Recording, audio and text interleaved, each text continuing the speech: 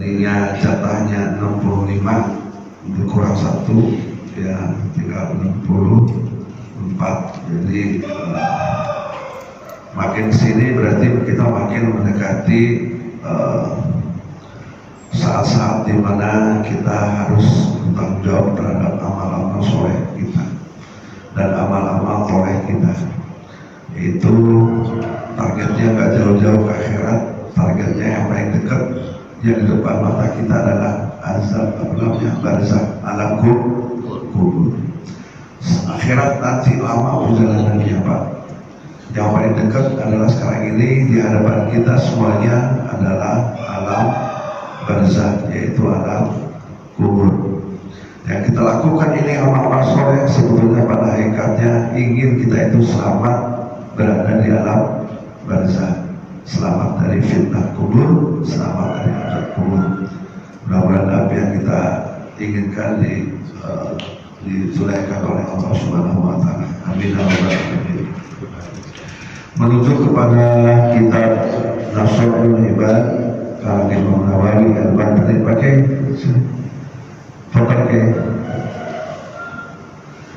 itu Ismail. Syukur bihudurikum di pagi ini, pakai mudah-mudahan sehatnya. Alhamdulillah. Mari kita bertakbir bismillahirrahmanirrahim wa barakatuh wa bi'azamatil muslihat lil mufassirin wal muhaddisin wal fuqaha. Di antaranya adalah Syekh Muhammad Syafi'i, Syekh Malik, Syekh Nafi, Muhammadi, Syekh Nawawi Al-Dimashqi, Syekh Nawawi Al-Bantani, Syekh Sabiq, Syekh Zaidul Al-Malibani, dan guru-guru kita yang terakhir guru saya Syekh Muhammad Ahmad Al-Fawad Bulumi Wabarakatuh.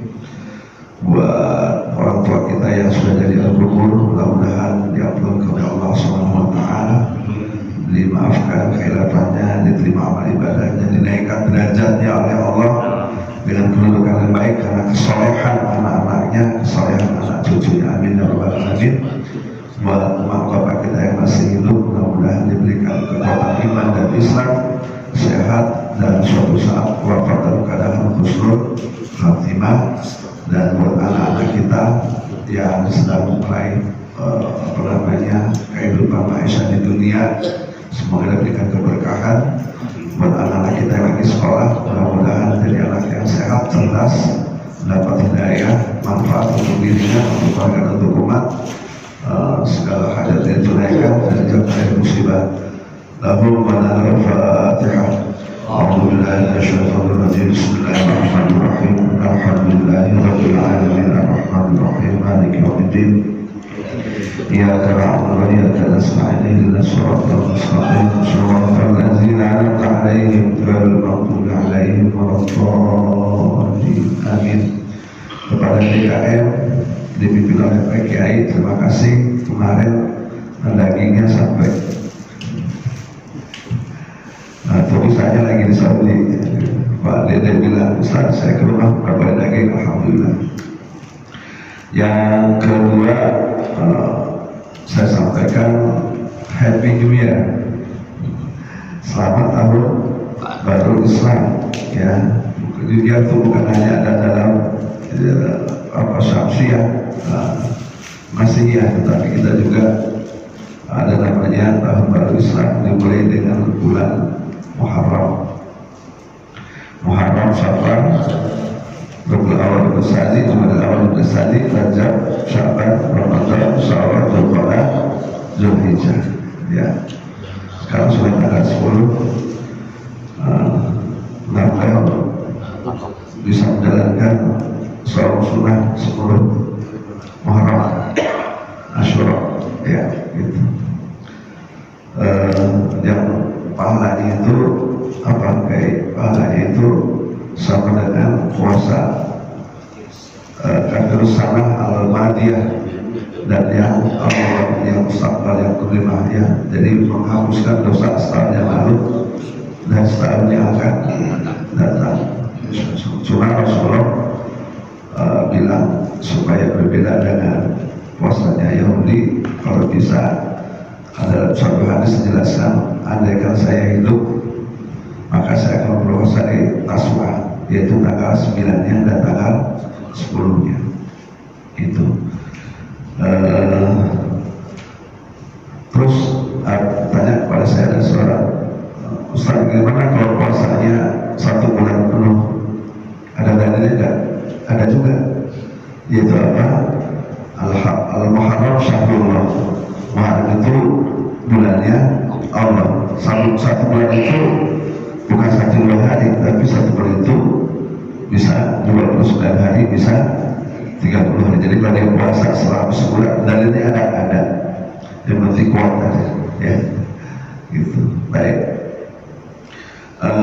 Hijrah ini sebetulnya apa? Secara sejarah itu tahun hijrah ini dimulai setelah Rasulullah wafat.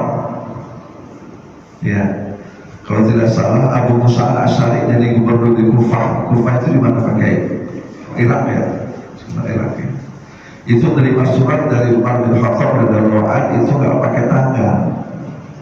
Suratnya datang nggak pakai tanggal, nggak pakai tarikh gitu kan. Hingga Abu Musa al-Asy'ari itu bingung nih, mana yang mau diprioritaskan gitu kan, mana yang mau ditunaikan dulu, karena suratnya nggak pakai tanggal.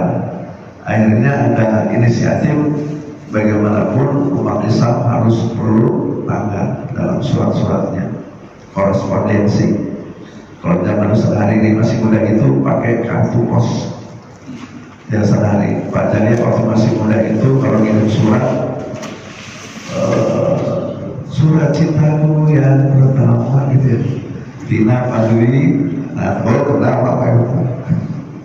Jadi kalau datang nungguin surat pakai itu, ya, ada tulisannya. Apa bu istilahnya bu? 4 kali 4 16. Terus sempat gak sempat dibalas gitu. Itu zaman Pak Jaya muda itu. Ya. Nah dulu ada tanggalnya, maka inisiatif. Terus bagaimana menghitungnya? Mulai kapan ini hijriah dimulai?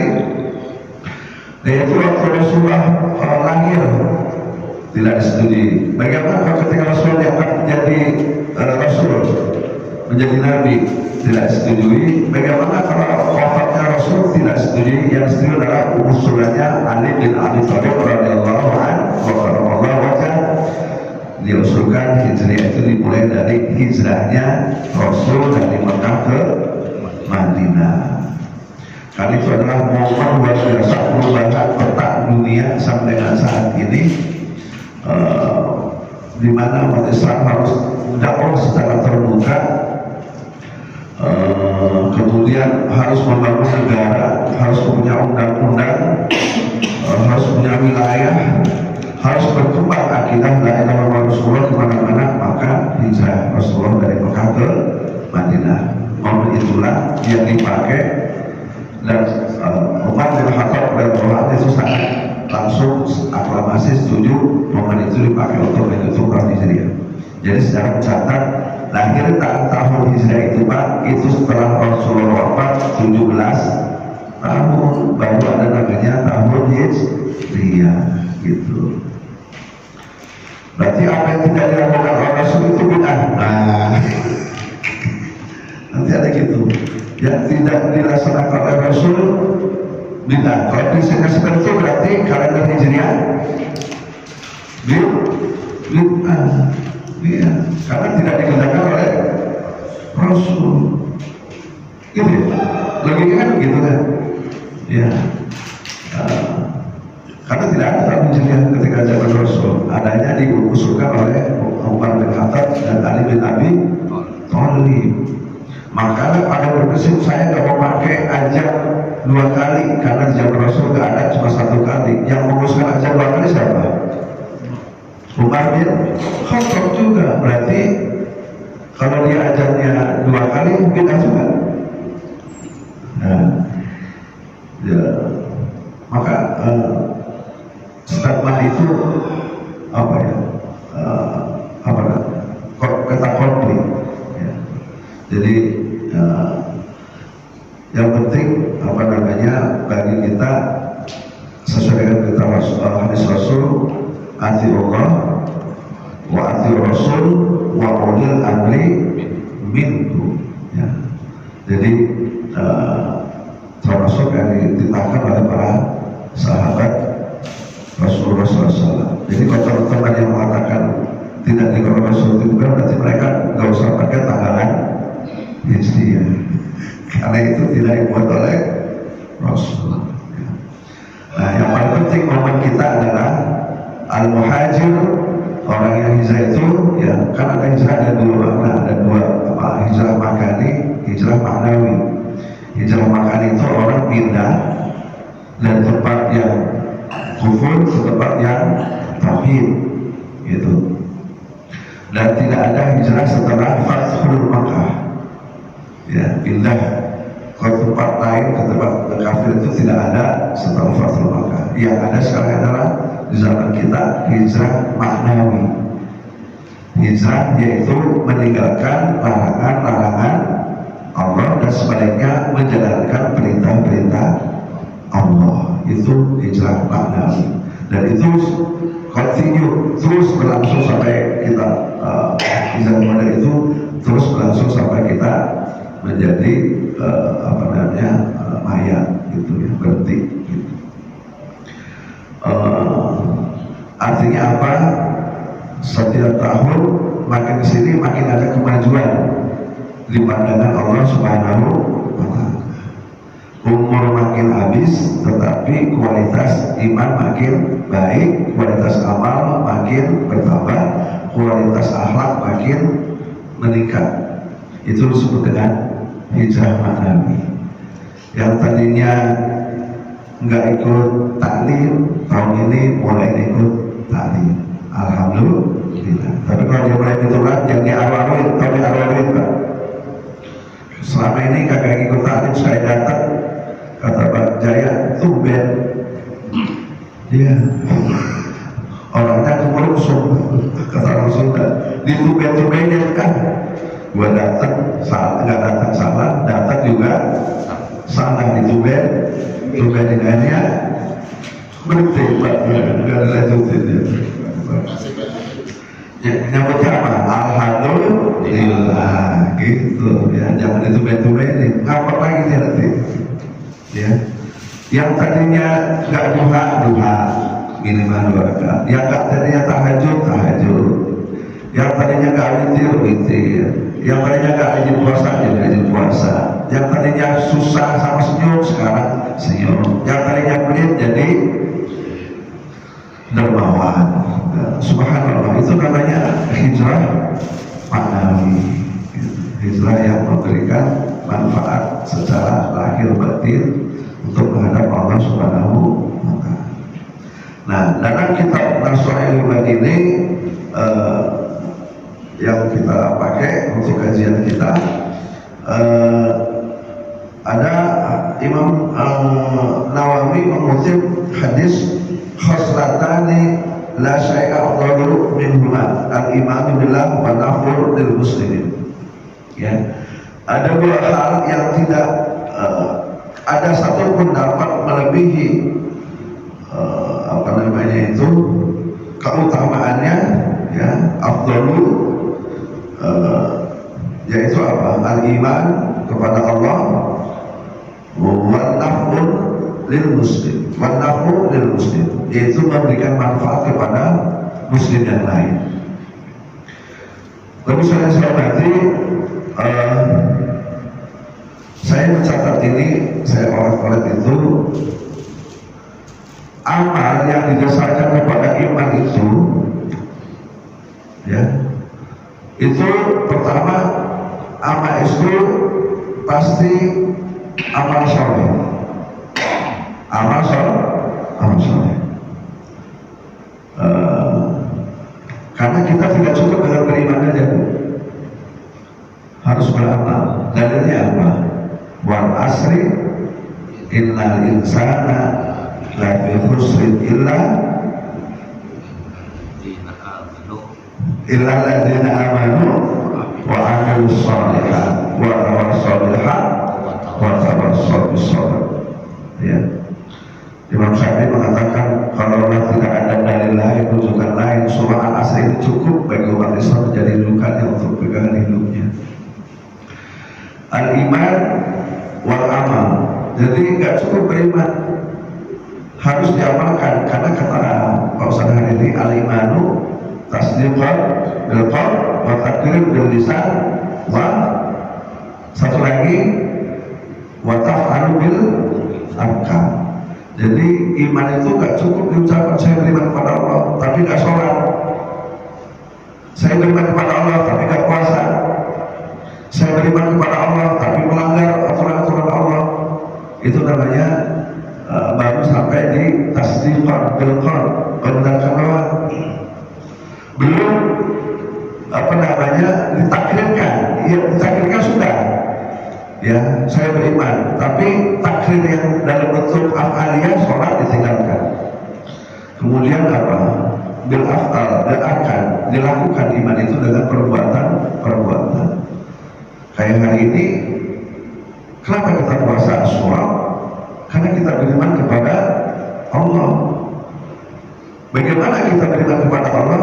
Maka dicontohkan oleh Rasulullah SAW. Kata Rasulullah, ini orang-orang di sini Madinah itu banyak yang puasa.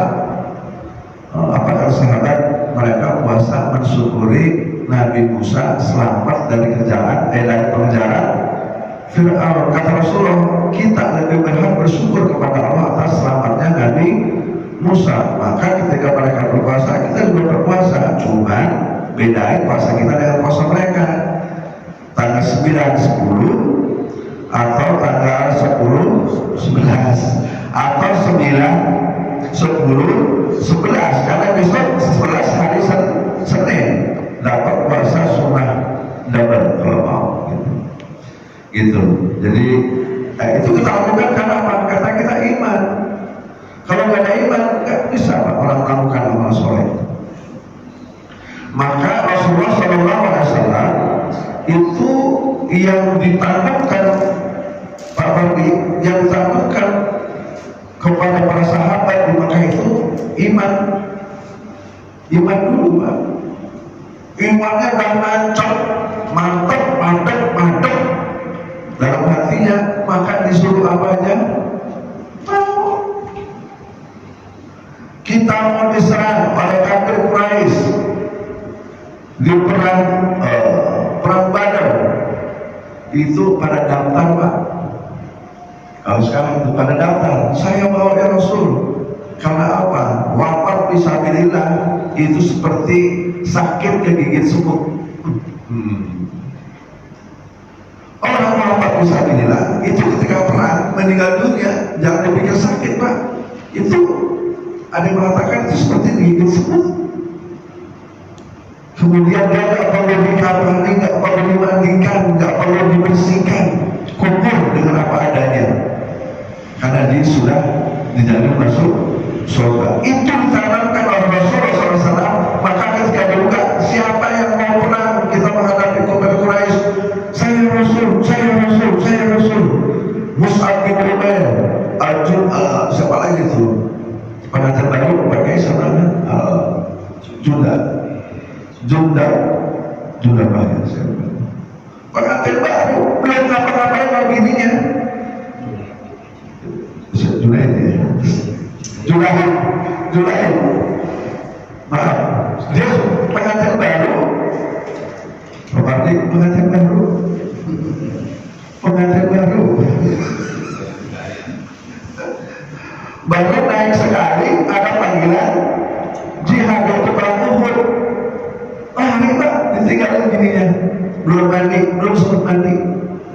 Maka ketika dia terbunuh di perang Uhud, dicari sama Rasul, dia airnya netes dalam tubuhnya. Kata Rasul, dia baru saja dimandikan oleh malaikat. Padahal ya, kita ke Palestina, kira-kira dapat nggak?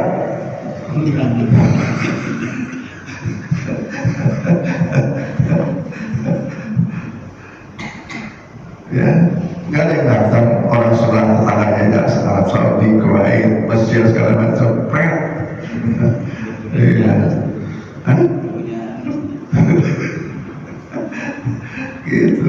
Zaman dulu karena apa? Karena ditambahkan akidah itulah maka Rasulullah tidak ada di Mekah.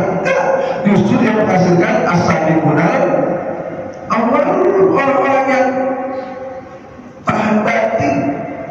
Dikirimlah Mus'ab bin Umair ke Madinah, ya, Salman Al-Farisi ke Madinah. Mereka yang menjadi pionir-pionir karena apa? Imannya dulu ditanamkan.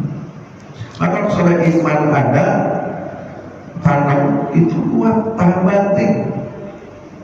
Suruh puasa, suruh sholat, suruh bangun subuh karena ada iman, yakin bahwa dunia dan segala isinya itu cemen dibanding dengan sholat 2 rakaat sebelum subuh. Nggak ada apa-apanya. Bill Gates, kenal Bill Gates tuh? Itu yang jual ketoprak di Cibodong kan? Bill Gates itu orang terkaya. Nggak ada apa-apanya dibanding orang yang 2 rakaat sholat sunat fajar. Itu baru sunatnya, belum sholat subuhnya. Kalau iman terkata kepada itu, insya Allah Masjid As-Salam ini penuh, ya, penuh, ya, penuh. Kalau iman sudah ditanam. Maka suatu saat itu saya berdiri ditanya sama orang Jerman. Saya berdiri itu kalau tak salah rektor ini ya, Muhammad Ibnu Khalil Bogor, ya, pernah saya dia sholat dari khatib di Masjid UI itu, dia ditanya sama orang Jerman, Kiai, apa ciri-ciri Islam maju? Islam maju kalau ditandai dengan masjid dibangun di mana-mana? Enggak. Kata orang Jerman enggak gitu. Islam maju itu kalau jemaah sholat subuh sama dengan banyaknya jemaah sholat Jumat. Ada, Pak? Ada. Kata seperti ada di mana? Di pesantren. Karena apa? Di pesantren, kiainya, muridnya di masjidnya sama. Ya. Di mana nih? Jomblo kalian. Jomblo kalian sekarang lagi utak-atik ya. Gimana tuh Kiai? Hati-hati nih kayak maju aja nih, masjid maju aja di kotak-katik ya. Iman Pak, subhanallah ya. Jadi wal asri innal insana lafi khusr illa allazina amanu wa amilus sholihat. Jadi nggak cukup dengan iman, ya. Iman, nggak tahu masjid pakai tasbih, zikir segala macam. Ya, tapi istrinya nggak keurus, anaknya nggak keurus, dengan amal juga, ya. Jadi cukup iman. Tapi maksud saya adalah iman yang menjadi basic amal orang itu, maka dia akan melahirkan amal soleh.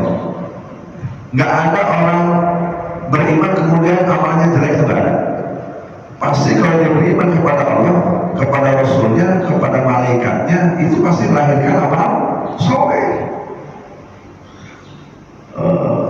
Apa ya? Ada nggak orang mau nyuri pakai bismillah?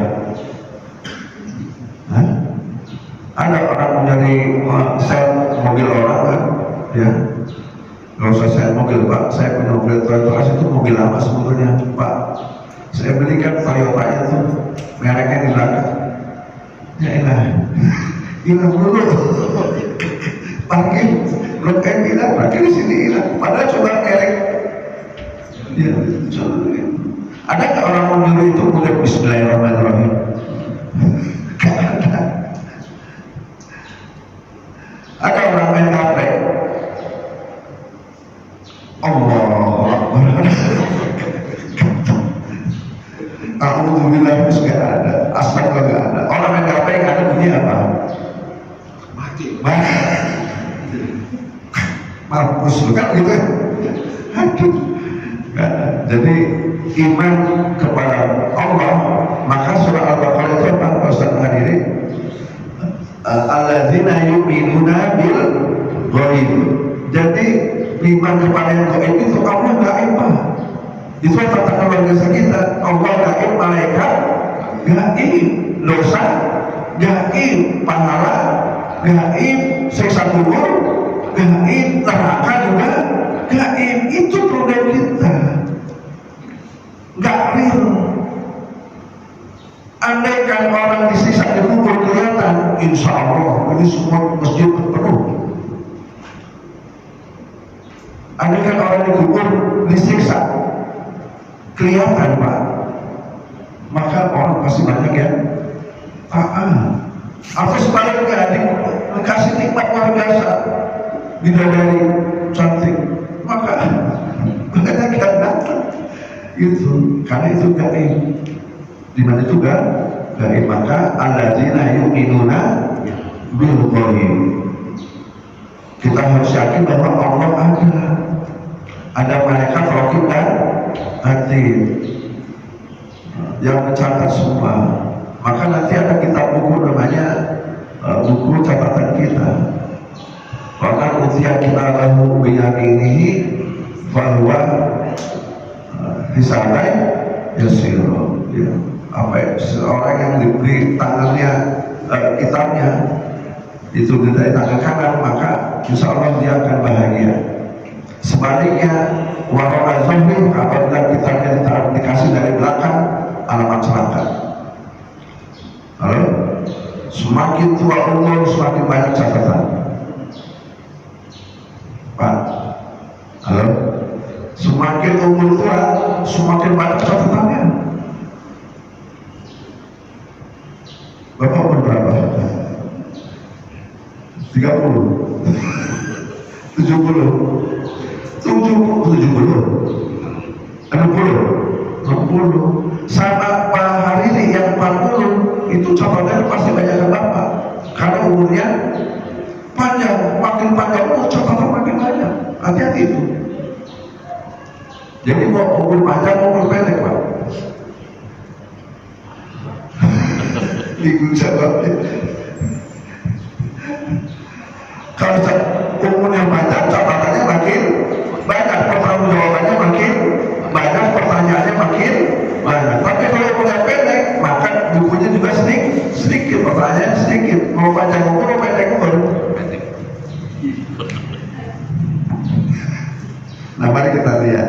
Khairun nas man tala umruhu wa hasuna amalu. Orang yang baik adalah orang yang panjang umurnya dan amal-amal juga soleh. Amal soleh diakhirkan karena keimanan kepada Allah, pada malaikat, kepada neraka, kepada surga dan kepada pahala, pada neraka. Ya. Yang kedua, kalau amal berdasarkan iman maka pasti bermanfaat. Pasti manfaat. Ya, khairun nas naf'un linnas. Sebaik-baik orang adalah yang paling bermanfaat buat orang lain, berguna buat orang lain. Anak berguna buat bapaknya, suami berguna buat istrinya, istri berguna buat suaminya. Ya, RT berguna untuk warganya, warga berguna untuk naf'un linnas. Kita tuh apa namanya, bermanfaat buat orang lain lah. Ya, karena apa? Karena ukuran kesuksesan manusia itu tidak didasarkan hanya kepada iman kepada Allah Subhanahu Wa Taala, tidak disampaikan, tapi kepada amal soleh, muamalah kepada orang lain. Ya. Oke, saya kasih contoh salah satu bentuk amal mulia. Ya, Bapak kenal Abu Bakar Siddiq? Tahu apa kenal? Siapa dia? Mertuanya Rasulullah Sallallahu Alaihi Wasallam. Ya, ini saya kutip bahasa Indonesianya aja. Kalau bahasa Arab nanti belajar sama Pak Kiai atau Ustaz hari ini. Ya.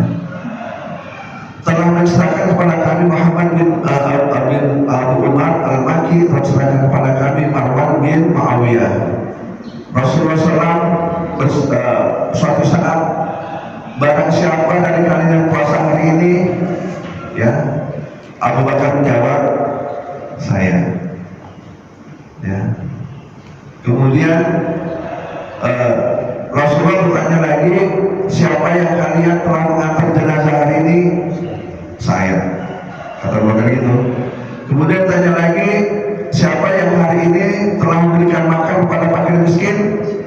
Saya. Ya.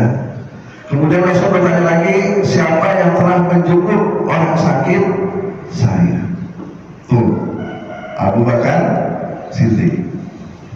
Pak, makanya habis ini cari orang miskin, habis itu cari orang sakit. Orang jenguk orang sakit itu adalah termasuk 12 orang yang didoakan malaikat. Mau dijenguk pagi, mau dijenguk siang, mau dijenguk sore, gitu. Ibu, makanya kalau ada orang sakit di sini dipisahkan, itu yang jenguk banyak. Ya, nenek-nenek ke rumah sakit Fatmawati naik lift, kalau mau ketinggalan sama temennya, liftnya udah gak kuat, temennya dipegangin. Sampai satpamnya kalau Fatmawati, ini pasti orang pisangan. Kalau nengok teman-temannya agak sedikit, satu rombongan, satu majelis taklim berangkat semua. Tapi apa ya? Itu baik karena apa? Dasarnya dia tahu bahwa dengan orang sakit itu pahalanya itu dilakukan oleh mereka semua. Pertama puasa, yang kedua ngasih makan orang miskin, yang ketiga apa tadi Pak? Menjenguk orang sakit, jangan yang keempat adalah mengantar jenazah. Itu seorang Abu Bakar yang insya Allah masuk surga masih melakukan amal-amal soleh yang manfaat untuk orang lain. Gitu. Apalagi sekarang bulan Muharram ya Pak. Kemarin Ustaz hari ini udah pakai anak yatim ya, dan mudah anak yatim. Surahnya apa? Ustaz anak yatim pahalanya. Ustaz. Cuman jangan diusahakan, itu bahasa hadis. Pak Mardi dikumpuli, dosa diusah pahalanya satu-satu. Maksudnya di satu nih. Itu contoh Abu Bakar. Seorang Abu Bakar, sahabat Rasul, Khulafaur Rasyidin, presiden, mertuanya Rasul, orangnya tajir luar biasa. Ya, Pak Kiai kemarin saya baru dengar gitu. Jadi di hotel Makkah itu, hotel Hilton dulu namanya, dan Sultan itu akan ada masjid, ya. Ada masjid itu di lantai berapa? Lantai 4 atau 5. Saya ngobrol sama petugas hotel Belbonya. Kita kan selalu berusaha sholat di Masjidil Haram karena dekat, ya ada berapa kali sampai. Tapi suatu saat banyak sebelah orang-orang sholat di atas. Itu adalah Masjid Abu Bakar. Jadi hotel itu pada ya dulunya rumah Abu Bakar Siddiq. Kok lebar? Ya memang Abu Bakar orang kaya, asetnya banyak, tanahnya luas. Maka di tempat Abu Bakar tinggal dulu itu dibikin masjid. Sekarang masjidnya ada 2 lantai itu di hotel itu. Jadi orang-orang pada sholat di situ. Itu ternyata masjid juga. Itulah Abu Bakar Siddiq. Sami'na wa ata'na. Presiden tak ada orang meninggal dunia. Presiden nggak seorang presiden juga orang sakit. Khulafaur Rasyidin. Yang kedua, contohnya Pak, perlu amal soleh berdasarkan iman itu. Dalam kitab Nasail itu diceritakan Imam Abu Ghazali pernah dimimpikan oleh salah seorang. Beliau ditanya, bagaimana perlakuan Allah terhadap kamu? Beliau menjawab, Allah SWT membawaku ke hadapannya. Lalu Allah berfirman kepadaku, lantaran apa aku membawamu ke sini, ke sisiku, kata Allah. Ya, aku pun menyebutkan berbagai perbuatannya. Imam Syafi'i, bukunya apa? Banyak. Ahli ilmu, pemimpin mazhab Syafi'i, Muhammad bin Asy-Syafi'i, hafal Al-Quran umur 9 tahun, gurunya ratusan. Ahli fikih, pionir usul fikih, bukunya banyak. Al-Quran yang paling populer itu, yang kita fikih itu. Kata Allah, kami tidak menerimanya. Tuh, amal-amal yang dilakukan Imam Syafi'i, pengarang buku, intelektual itu, maka suatu saat dia nggak tahajud karena apa? Karena dia bilang 60 pertanyaan umat harus saya jawab. Ya. Adalah pada suatu hari ada seekor lalat hinggap pada tintamu untuk meminumnya, padahal kamu sedang menulis, lalu kamu menghentikan tulisanmu hingga lalat itu selesai meminumnya. Kamu lakukan hal itu karena kasihan terhadap lalat tersebut. Kemudian Allah memerintahkan, bawalah hambaku ini ke surga. Pak, ini kata Rasulullah, Imam Syafi'i ternyata masuk surga bukan karena ilmunya, bukan karena apa namanya intelektualnya, bukan karena kitab-kitabnya. Ternyata dalam Rasulullah dikatakan Imam Syafi'i, orang dulu kan nulis pakai apa? Pulpennya pakai apa? Pakai bulu, apa namanya? Bulu angsa, bulu ayat ya. Pernah ngalamin itu? Ya. Jadi ketika dia sedang menulis, ada lalat yang itu minum tintanya, dibiarkan oleh Imam Syafi'i sampai latih tokennya, dia berhenti nulis. Itulah yang membuat dia masuk surga. Masya Allah. Pak, halo, yang namanya pinggir jalan siapa yang berhenti yang suruh minum? Pada ya Nabi Ibrahim alaihissalam itu terkenal dengan orang yang paling rajin sedekah. Siapa aja kalau dia makan siang, Pak Kiai sini Ustadz, ayo makan siang, gitu pasti. Insya Allah lama-lama enggak gitu, ringan Pak, tapi memberikan manfaat untuk makhluk lain, seekor lalat. Subhanallah ya. Udah jalan ya? Ya. Saya takut kepada masyarakat ya. Ya. Itu contoh soal Abu Bakar Siddiq dan Imam Syafi'i. Dan lawannya apa? Dindungnya apa? Opposite-nya apa? Amal yang tidak disahkan iman pasti akan berbuah amal soleh, karena dianggap Allah nggak ada, malaikat nggak ada yang nyatet. Ya, maka korupsilah sebanyak-banyaknya. Paling di penjara 5 tahun, sisanya masih banyak. Di penjara juga boleh, Pak. Orang-orang sekamar 20 orang, dia mah kamarnya VIP, pakai kulkas, pakai AC, pakai TV, sendirian. Itu dunia. Ya. Jadi amal yang dilakukan bukan karena iman pasti ujungnya amal yang soleh, amal buruk pasti. Ya. Yang kedua, pas destroy, merusak. Amal yang didasarkan pada iman kepada Allah, kepada malaikatnya, itu karena dianggap Allah nggak ada, malaikat nggak ada, itu pasti merusak. Destroy itu, merusak. Ya. Kemudian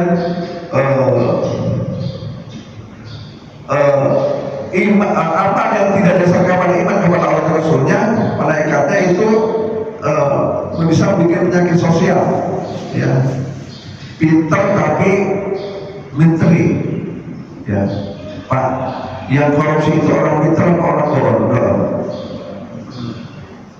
Pinter, S1, S2, S3, S4, profesor, doktor, intelektual, yang korupsi miliaran, triliunan. Kalau orang bodoh paling ayam, ibu paling ayam pertama lagi habis digebukin. Ya, kadang-kadang sadisnya sampai dibakar, sampai meninggal dunia. Tapi yang triliunan,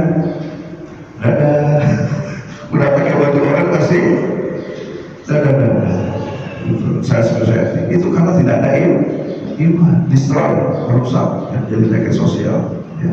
Dan akhirnya orang tersebut akhlaknya buruk. Jadi kalau amal yang dilahirkan karena keimanan kepada Allah, ujungnya adalah akhlak yang baik.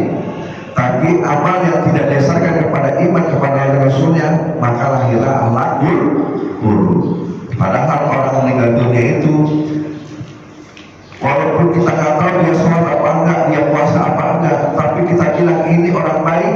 Ada hadisnya itu, ketika orang meninggal dunia, tetangganya bilang ini orang baik, masuk surga.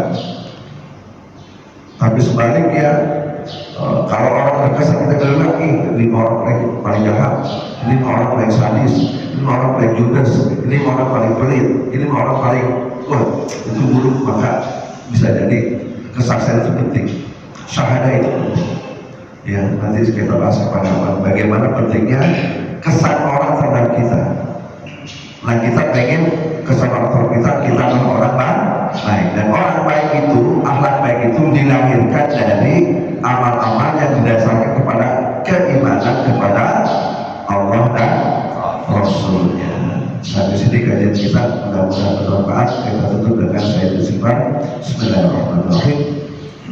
Allahumma anta rabbi la ilaha illa anta khalaqtani wa ana abduka wa ana ala ahdika wa ahdika mastata'tu. A'udzu bika min syarri ma sana'tu wa a'udzu bika min ni'matika 'alayya wa a'udzu bika faghfir li fa innahu la yaghfiru dzunuba illa anta subhanaka wa bihamdika asyhadu an la ilaha illa anta astaghfiruka wa atubu ilaik. Assalamualaikum warahmatullahi wabarakatuh.